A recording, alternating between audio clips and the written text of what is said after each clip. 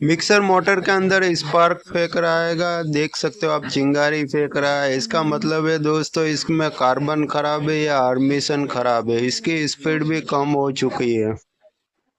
आइए तो दोस्तों चेक करते हैं कि मोटर ओपन करके इसमें कार्बन में प्रॉब्लम है या आर्मेशन में प्रॉब्लम है। कोई भी दोस्तों प्रॉब्लम सॉल्व करने के लिए इसका मोटर ओपन करना पड़ेगा या तो फिर बाहर से आपको चेक करना पड़ेगा।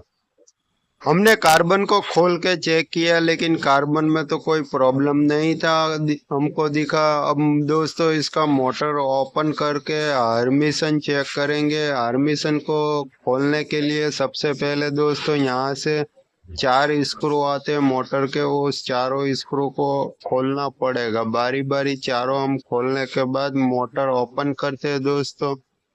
इस मोटर की साइज बड़ी है दोस्तों, बड़ी है और फुल पैक मोटर है। इसका दोस्तों आर्मेशन का साइज और फिल का साइज दोस्तों खोलने के बाद ही मालूम पड़ता है कि इसका साइज क्या आएगा।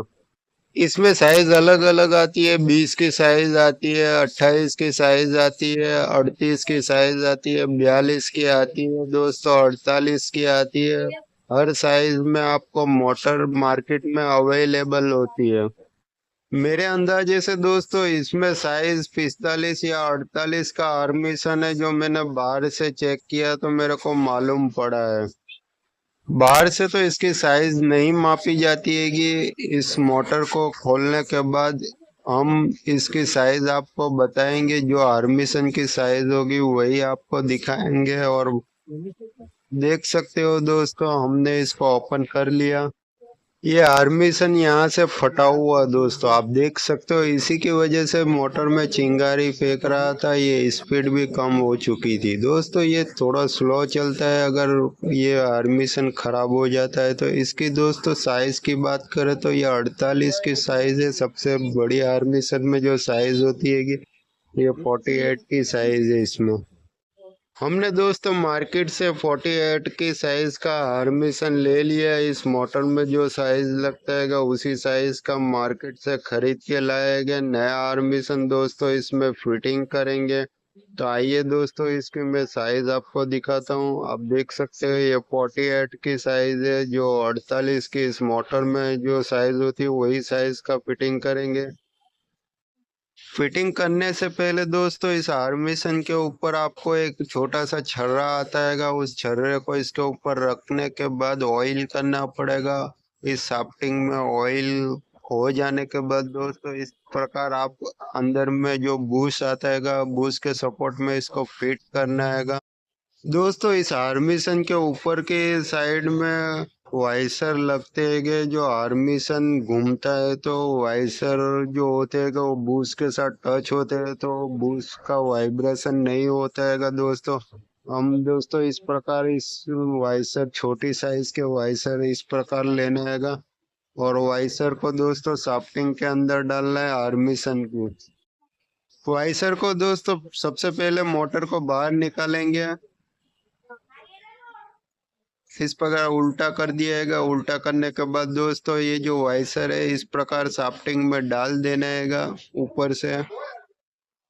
इससे क्या होता है कि दोस्तों मोटर चलती है तो वाइब्रेशन कम हो जाता है वाइसर के हिसाब से।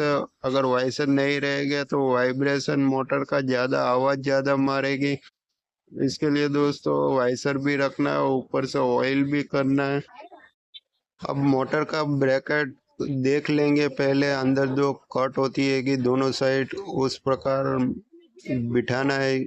इसके सुराग है जो मोटर के जहाँ पर स्क्रू फिटिंग होते हैं उस प्रकार सेटिंग करके इस प्रकार ऊपर से ठोकना आएगा। ठोकने के बाद क्या होता है कि नीचे बैठ जाते हैं जो सुराग होते हैं कि स्क्रू लगाने के, उसी सुराग के साथ सेटिंग में बैठना चाहिए और आर्मेशन घुमा के चेक करना चाहिए आपका आर्मेशन जाम ना हो, एकदम लूज हो। इस प्रकार इसको फिटिंग करना है। फिटिंग करने के लिए अब इसके ऊपर हम बिठा देंगे। बिठाने के बाद इसको घुमाएंगे और स्क्रू एक एक बारी बारी चारों तरफ लगाएंगे।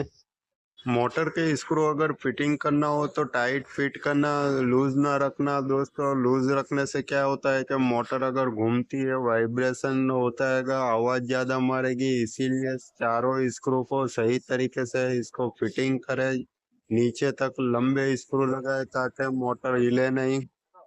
पेचकस भी अगर लेना हो तो लंबा ले ताकि स्क्रू फिट करने में आपको आसानी होती है कि छोटे पेचकस में ताकत ज़्यादा लगानी पड़ती है और बड़े पेचकस में ताकत कम लगती है कि इसी प्रकार पेचकस आपको जो सेट हो उसी प्रकार आप पेचकस भी ले सकते हो।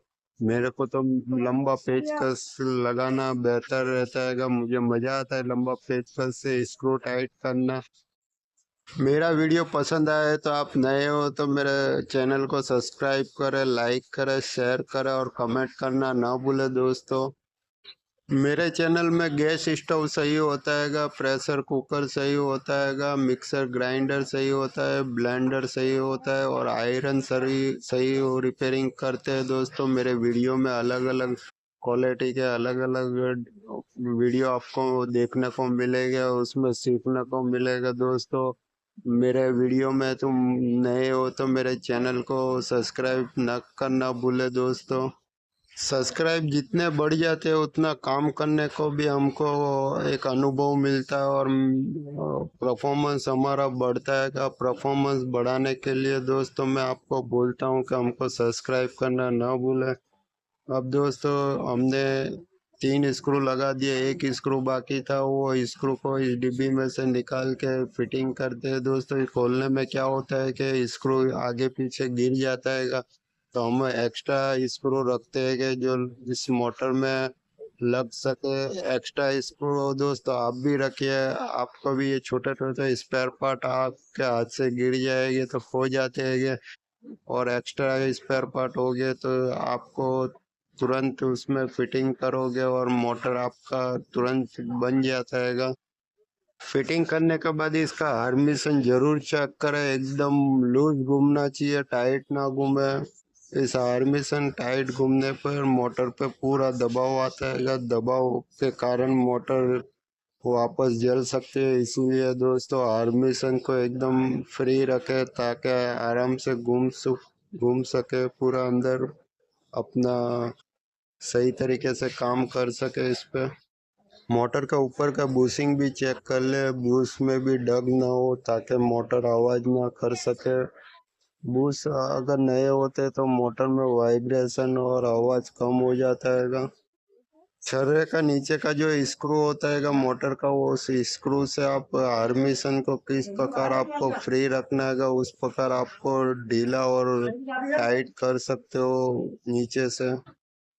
हमने मोटर का फिटिंग तो कर लिया है, अब बारी आती है कार्बन की। कार्बन इस तरफ हम लगाएंगे, एक लेफ्ट साइड में आता है और एक राइट साइड में आते हैं, दोनों बाजू कार्बन आते हैं कि कार्बन के पीछे स्प्रिंग आती है जिससे मोटर कार्बन और आर्मेशन का संगम होता है तो ये मोटर घूमती है कि करंट पावर से। कार्बन का बहुत बड़ा इसमें काम होता है, बगैर कार्बन के ये मोटर घूम ही नहीं सकती है दोस्तों। हमने एक साइड का कार्बन लगा दिया, अब दूसरी साइड का कार्बन यहाँ से फिटिंग करेंगे। अगर कार्बन आर्मिसन के साथ टच नहीं होता हैगा तो उसको टच करना जरूरी होता है। कार्बन प्लेट छोटी बड़ी साइज आती है और कार्बन भी छोटे बड़े आते हैं। आप इस पेचकस की मदद से उसको धक्का मार के सामने की साइड लगा सकते हो। आप देख सकते हो आर्मिसन के पास कार्बन टच हुआ है तो ही ये दोस्तों मोटर ऑन होती है। अगर आर्मिसन के पास कार्बन टच नहीं होगा तो ये मोटर ऑन नहीं होगी, घूमेगी नहीं बिल्कुल। इसका बारी बारी वायरिंग भी चेक कर ले ताकि आपको वायरिंग कहीं से कट आउट होगा तो भी ये मोटर ऑन नहीं होती है। दोस्तों हर चीज़ इसमें जांचना जरूरी होता है, वायरिंग हो कार्बन हो सभी जांचने के बाद इसको ऑन करते हैं।